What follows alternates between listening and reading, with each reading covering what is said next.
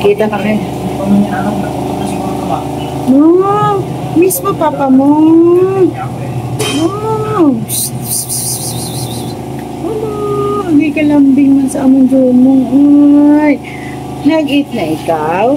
Wala pa. May sipon siya. Hindi siya pwede paliguan. Yung mga pusa dyan sa kapila. May sipon din. Sa sobrang init ngayon kasi. No. Hindi siya pwedeng paliguan. Paliguan ko sana siya. May. No. Mamaya, mano. Madumi na siya kung saan yung tato gumugulong. No. Hindi ka namin siya pwedeng talian mga kabisnes eh. Kasi hindi siya sanay na tinatalian siya eh. Ano pa mga kabisnes oh? Labada time. Labada. Tapos, yun po ang mga pillow ni Pinay. Ang mga bags na lagi nilaggamit. Wash yan. At ang mga underwear at saka ibang guide. Diba mga business? Nakita niyo po. Iba po talaga pag nanay ang maglaba kasi pati yung mga ginagamit sa bag, mga ginagamit na pillow ni Tina, hindi po pwedeng hindi ko nilalaba po sa buong isang linggo, 2 beses ko pong laban yan. Kasi maalikabok po, doon po nagkakaroon ng sipon at ulo ang bata. At kailangan din po magpalit-palit ng punda at bedsheet. So, ang ka-business, ayan po, si Kuya Buknoy. Naalala ko itong aking What's that? Kapatid kong nabili ko lang siya sa ukay-ukay sa tapos. Magkano binibili natin yan? Kay ano yun sa tabi ni Kuya? 150 pesos. Para kang ano, sundalo at char. Saka kompleto kasi meron akong kumoplans mga ka-business. Kaya pakita ko dito. Where's your Gomo Plus dyan? Ay, oo. Diba? Ako naman makapakan mo yung Junakis mo. Ayan, Facebook pa si Lady Tina. Kasi yung, ayun, patay ka, nagising mo. Mga sombrero. Yung iba po ay nilalaban pa. Minis to kung naman. Maingay daw. The baby is on now. Ang wake up, ha? Hindi pa ko pati. Ayan, tulog ko. Tulog ko. Katinay. Ang sasabi na. Bagay kayo tayo, hindi naman ako dumandan. Hindi ko yung sarili ko dala. Sarado na dito kaya mag-iisip. Wala po yung mga aming mga anak. Sila po ay nasa aktibidad po. Nasa ano sila sa MOA. Wow, Mall of Asia. Lapit din sa tatay ko. Isang sakay na lang. Ito po yung mga ganap namin sa araw ng pagpahinga. Maya-maya po ay nasa KB na po. Balikan po ay mga kapis. Then, ano nangyari? Masakit pa? Masakit pa ba? Yung tiyan mo? Yung po mga kabisnes sa isang mapagpalang gabi sa ating lahat mga kabisnes ng minamahal. Dito kami sa Tires. Tires po ito mga kabisnes. Ito kasi daming mga sinampay nga rito mga kabisnes. Ngayon si Dindin, galing po ito ng ano mga kabisnes. Galing po sila sa MOA ba yun? Yes yo? MOA mga kabisnes sa Mall of Asia sa Pasay, ano mga kabisnes. Mayroon siyang inaatinan doon na activity, no? Aktibidad sa church mga kabisnes. Marami silang kasama doon kasi may pinapanood silang konserto ba yan? Concert ba yan? May mga, basta may mga events doon mga kabisnes. Maaga to silang umalis, alas 5 pa lang ng umaga ay alas 4 pa lang siya nagising. Alas 4 asikaso, alas 5 umalis. Oo. Alas 4 nagasikaso na siya, tapos alas 5 umalis, masyadong maaga. Ang bilin ko sa kanya kahapon, sabi ko sa kanya ay magbaon, kumain muna at magbaon kasi pagka ganyan kasing concert ay pag nandun ka na sa loob, lalo pat kung napasarap na yung panonood mo doon, ay hindi ka na basta-basta makakaisip kumain. Ang nangyari, hindi kumain, umalis. Ngayon nakakain yata sila ay yung pagkatapos na kumain daw sila ng chowking. Ngayon pag uwi, ito na nga ngayon mga kabisnes, pag uwi ang nararamdaman niya po ay masakit ang tiyan mga kabisnes. So sabi ko,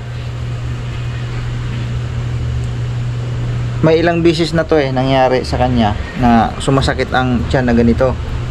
Ang ano ko dito, baka mamaya mayroon siyang ulcer, kasi hindi sinindin mga kabisnes ay hindi rin palakain. Parang katulad din to ni Kia na hindi siya palakain pagka kung kailan lang talaga siya nakaramdam ng gutom at saka lang talaga siya kakain Hindi siya palakain. Kung hindi mo talaga pilitin na, oh, kumain na kayo, kain na, ay di pa man ako nagutom. Di pa man ako nagutom. Sabi, hintayin mo pa ba talaga yung talagang mamimilipit ka na sa gutom? Di ba? Pag sinabing oras ng kainan, kain talaga dapat. Sila hindi sila ganun. Lalo to din hindi pala kain. Ngayon ang nangyari, ito, masakit ang tiyan, namimilipit. Sabi niya sa akin kanina, pa, sobrang sakit ang tiyan ko. Oh, di ang sabi ko sa kanya, kumain ka ba kanina bago ka umalis? Di ba hindi? Oh, sabi niya kumain naman ako pa, pero yun na nga daw, yung patapos na ang kanilang events, patapos na yung tapos na yung event. Saka pala siya nakakain. Oh, kumusta na ngayon ang ano mo, tiyan mo? Masakit pa rin? Ano ba sa pakiramdam mo? Parang maikot. Ha? Parang umiikot, humihilab ganon? Sabi mo kanina, di ba hinainan nga kita doon? Ha? Baka nanginan yung ano, baka lalamigan. Baka hangin. Lalamigan. Mag-init tayo ng tubig. Okay. Inumin mo. Kasi di rin pwede kasi pagkapiyas kasi baka mamaya lalong sumakit. Mga kabisnes, ang kuan nito, di ko lang alam kung ulcer ba or ano lang din, sakit sa kuan lang, yung baga yung kasi naligo ito, madaling araw pa, naligo na yan nakita ko yan kanina madaling araw na nagising ako yan nag-iingay na, kaya atat lang yung pumunta doon sa concert doon sa may MUA. Ngayon pag uwi, ito na sumakit ang tiyan. Di ba sabi ko nga pagka magandang mga aktibidad mga kabisnes, binanggit ko na nga sa kanila yan pagka ganoong may mga aktibidad na ganyan, mayroon kayo sasalian na ganyan pupuntahan, hindi naman masama kung kumarga ka muna talaga ng ibig kong sabihin kumain muna kung pwede naman, kasi pag doon talaga di mo na maisipan, pero may dalang pera yan kanina may dalang perang 300 yan mga kabisnes, may baon naman yan pera. Kanya lang mo nga yung pera kung nagkasarapan na doon sa konsyerto, hindi na nakaisip kumain. Pagka ganito pa namang mga kabataan, okay lang kung makakain, okay lang hindi, basta makapanood. Eto na, dito pa lang sa bahay ganun na yun sa kung kumain, sobrang tipid. Si Kia din, ganun din yan pag kumain, halos kulang na lang, subuan pa. Kaya sabi ko sa inyo, pagka oras kainan, bagaman sabi nyo nga hindi ka pa nakaramdam ng gutom, huwag mo lang hintayin nga talagang magugutom ka talaga ng gusto at saka ka lang kakain. Mali naman yun.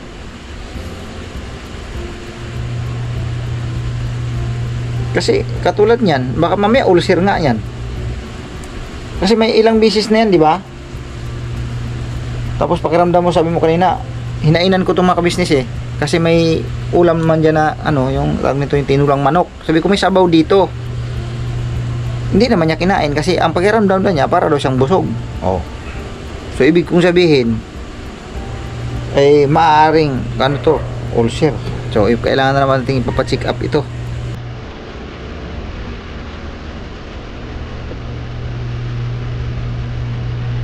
Hindi yan, nakabagan lang yan. Ha? Kabag lang. Hindi pwede yung ganun lang din kasi mahirap na maghula-hula na naman tayo, kasi alam naman ng mga viewer natin pag napanood ng vlog natin, sasabihin na naman talaga to, ayan na naman si Buknoy, naghula-hula ka na naman Buknoy. Hindi po pwedeng hula-hula tayo dito, talaga totoo naman din yun mga kabisnes. Bagaman kasi tayo ako kasi sanay sa bukid lang na kuan lang yan, yung tag nito lamig lang, kabag lang yan, kailangan lang yung kape lang yan. painumin lang na mainit na tubig o kaya yung tinatawag sa Bisaya pang baag, okay na yan. Obserbahan natin hanggang bukas yan. Then obserbahan natin hanggang bukas. Kung halimbawa sasakit pa rin yan, check up talaga tayo bukas ng umaga. Ha? Ayaw mong kumain? Mainit. Hindi, kumain daw sila ng chowking doon sa kuan, doon sa MUA, ang pagkalabas daw nila. O ano na, hapon na. O hapon na siya nakakain. Hindi kami agad-agad nakakain dun. Kasi lahat ng fast food po na bakit baba kami sa buong SM Mall, naikot na namin. Pagod lang ako kaya naimatay ako ganina. Nanghimatay ka? Sa pagod, nakakahilo. O, di ba? Sa gutom. Hindi nga biro yung mga ganung kunsit-kunsit nga pupunta ka sa mga ganyan tas mahina yung resistensya mo. Hindi ka pa naman mahilig uminom ng vitamins. Samantalang vitamins na dyan, sobrang dami yan dyan, ilang banig yang mga vitamins dyan, hindi mo man lang ininom yan. Hindi ka man lang tumikim dyan. Mag vitamins ka nga kasi. May vitamins tayo dyan eh. Ano bang gusto mong vitamins? Ano bang gusto mong vitamins? Kuan, tawag nito yung syndrome. Ha? Pero di kasi mga ka-business ko, pag magbago ta mag-take ng vitamins, kailangan din kasi kung hanggat maaari. Kuan ba, yung bang advice ng doktor. Hindi pa pwede yung bagaman, pwede naman pwede naman uminom ka na yung mga yung na mabibili natin sa kuan, yung halimbawa ay vitamin C, yung mga ganyan. Syndrome, pwede naman yun eh. Pero pinakamainam kung makonsult sa doktor kung ano yung pinaka-akma sa kanyang katawan. Katulad nga lampayatot masyado. Kasi nga hindi siya palakain. Bilib ako nito kung batang ito pagka kung sa tipid nga lang na pagkain talaga, napakatipid niya kasi hindi nga siya palakain eh. Yung bang yung isang sandok na kanin eh, swerte na kung madagdag muhirit pa ng isang sandok pa hindi talaga eh, hindi ganun siya kung kumain eh, sobrang bagal yung iwan ko, yun lang talaga kain niya. Yung si Kia ganyan din po yun mga ka-business. Medyo improve naman yung kain mo rin kasi yun bang parang galit ka sa kanin kung hanggat maaari kasi sa mo yung status ng pangangatawan mo sobrang liit, sobrang payat. Baliktad kami. Ako malakas kumain pero di tumataba. Sobrang payat kasi nga yung kain mo hindi ka naman pala kain eh. Hindi ako mabilis magutom eh. Ha? Hindi ka mabilis magutom kasi nga nandito ka lang naman sa bahay din kasi wala ka namang ginagawa talaga maliban na lang kapag naglalaba kayo dyan. Ang paglalaba nga mga kabisnes, hindi nga na namin pinupursige. Alam mo nyo po mga kabisnes, ang madalas ang naglalaba talaga na talagang bumibira, talagang mahataw dyan, si Makmak. Si Makmak pagka nagkumilos yan, magsimula umaga yan, abuti nila na madaling araw. Pagkalalo pat marami kaming labahin talaga. Pag alam niya nga si mama niya pagod, si mama mukhang iba ang timplada ng pangangatawan ngayon, si Makmak maglalaban yan. Kaya lang si Makmak pagka kumikilos yan, siyempre wag naman yung ultimo pagsaing iasa mo pa sa kanya, o di siyempre kung hanggat maaari hainan mo na lang, kumaga Mak, ito na pagkain, kain ka na yan. Dito yan, magtatambay lang dito yan habang umiikot yung dun washing, tambay mo na yan sa dito, cellphone sandali, tapos pagka okay na yung doon, bira na naman yan siya uli. Pag nakasalang, tapos ipunin niya, ang ginagawa niya, nakikita ko sa kanya ang diskarte niya eh, bubukod niya yung mga t-shirt, bukod niya puti, nakabukod yan, pantalon bukod, mga brief nakabukod, medyas nakabukod, ganyan siya dumiskarte, ang galingan niya eh. Tapos ipunin lang muna niya dyan sa isang tabi, lagay lang siya dyan ng isang lagayan sa isang tabi, ipunin niya yan. Tapos pagka okay na, pahabawa medyo tambak na yung kanyang isasampay, bibira mo na yan, magsasampay mo na dito yan. Tapos pag magsampay sa arrange masyado, kagalingan niya pag makikita mo pagka magsampay yan, pag t-shirt lahat na di kulay, puti lahat, ganyan siya. Natatandaan ko yun ng mga galawan ko dati ng binata ko. Ganyan ako. Ano ako? Kumbaga hindi po pwede yung hindi po pwede yung halo-halo ang dating. Watak-watak. Oo, kulor, puti, kasama niya basta nasampay lang. Hindi ako ganoon dati. Ngayon na lang 'to eh. Basta kung ano na lang yan diyan pagkasampay, okay na sa akin. Pero dati hindi ako ganyan.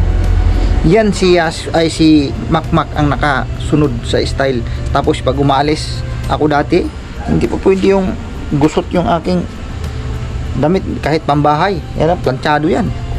Yan. Ganyan si Makmak kumilos sa bahay mga kabisnes. Si Makmak parang style babae kung kumilos yan. Napakasipag yan pagdating dito sa loob ng bahay. Galit yan pag daming kalat.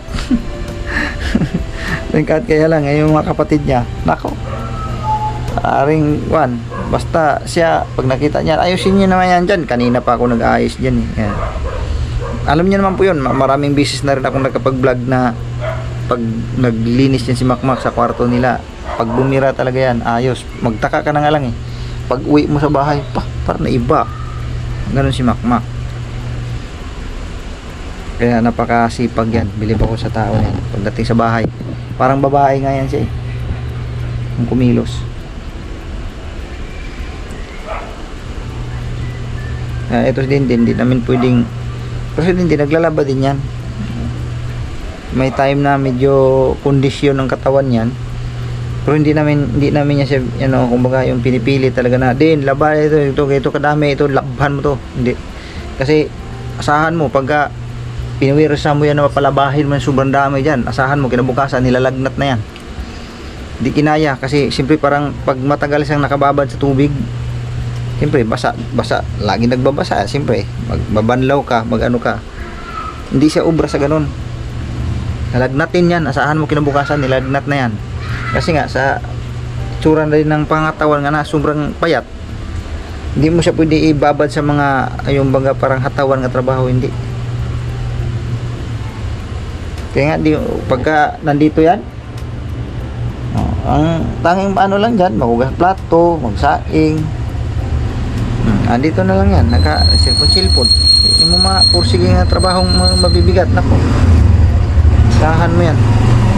Sa mga kuwan dyan, mga sapin-sapin dyan sa kama, di mo mapalaban ng ganun yun kasi mabigat yun, hindi niya rin talaga kakayanin yun. Multi mo pagsalang dun sa kuwan yun, pag nabasa na, hindi mo na maano yun. Kaya naawa din ako dito, kahit minsan pasaway din, pero wala akong magagawa eh.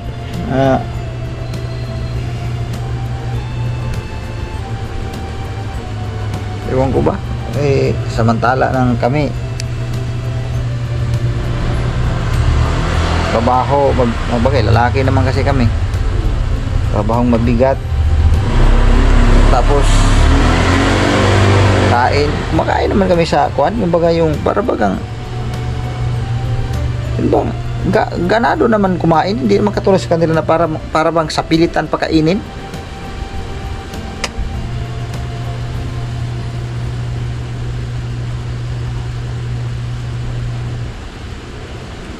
Check up tayo bukas pagka hindi pa rin iigi yan ha. Ano po mga kabisnes,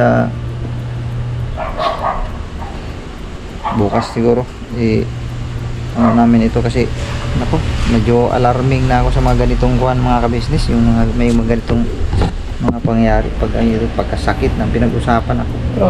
Na-trauma na kasi ako mga kabisnes, na-trauma na talaga ako kasi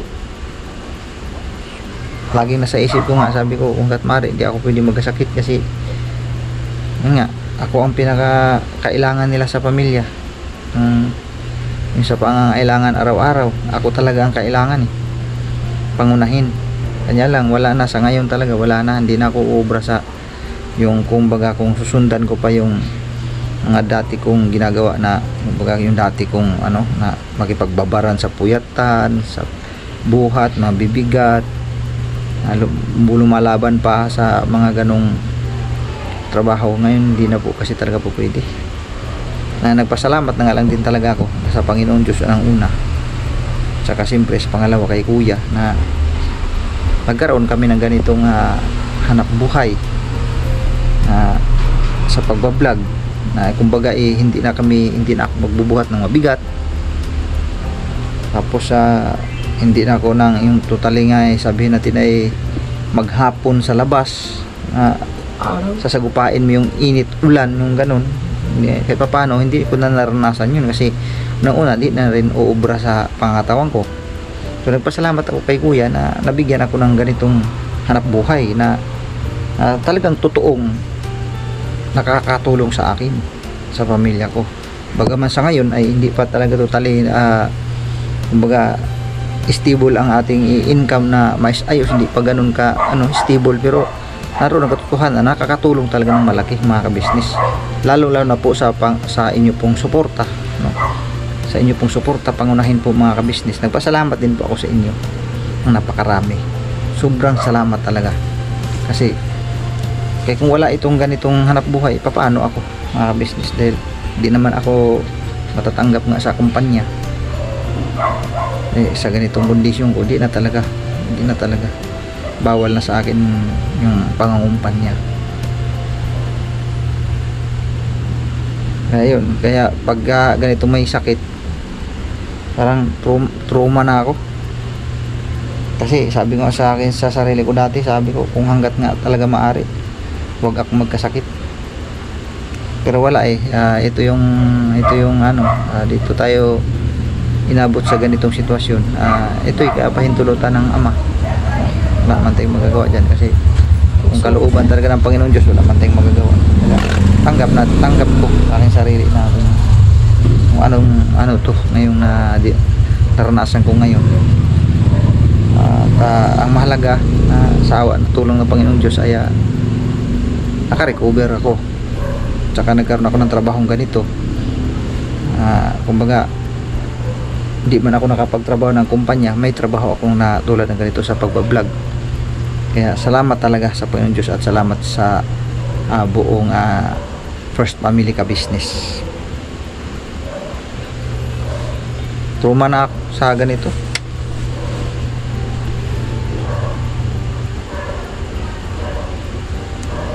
Yes, dito man tabi man kayo dito ni ate mo.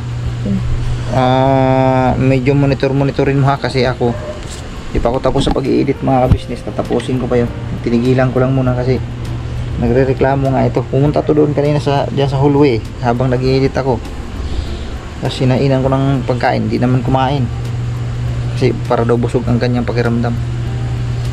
Bantayan mo to dito, huwag kang palingat-lingat, baka mamaya maggulat ka na lang dyan kasi pag ganyang masakit ang dyan, alam na natin ang yung bang sa sobrang pamimilipit, yung ba naninigas na pala dyan, wala kang kalam-alam. Magsabi siya sa akin pala. Sige na, kaya tatapusin ko na yung aking gagawin mga ka-business. Hanggang dito lang po muna mga ka-business na may minamahal. Obserbahan lang namin to ngayon buong magdamag. Tapos kung ano man ang magiging sitwasyon ay wala nang paligoy-ligoy, pa-check up agad. Bukas siguro to pa-check up na natin to. Sabihin ko na to kay mama mamaya. Alam na po ni Mingay mga ka-business. Check up natin to kung ano yung kuan, baka mamaya acid or ulcer, baka kaya mas maganda na yung sigurado.